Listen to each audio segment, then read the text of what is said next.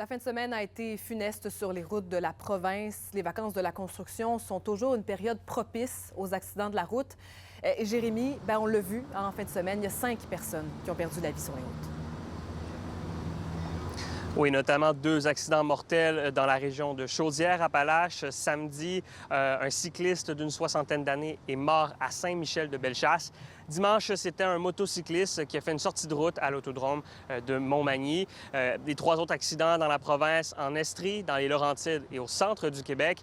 Alors, Camille, un bilan plutôt funeste en cette période assez achalandée. On parle tout de même des vacances de la construction.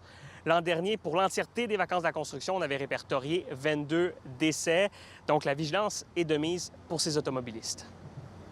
Si jamais on est fatigué, on change de conducteur. C'est ça, on se fatigue pas trop.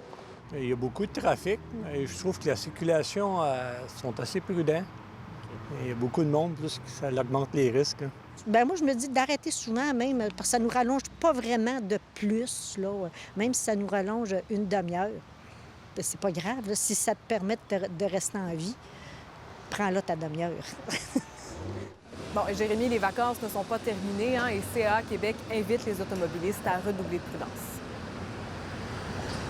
Absolument, alors qu'on entre dans cette dernière semaine des vacances de la construction, mais aussi parce qu'on est présentement dans cette période la plus meurtrière de l'année entre la fête nationale et le début du mois de septembre.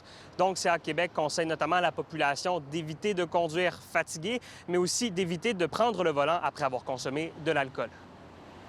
Et souvent, les personnes, lorsqu'ils sont en vacances, ils vont déléguer différentes tâches à différents membres de la famille. Bon, une personne s'occupe, par exemple, de la nourriture, une autre personne s'occupe des activités.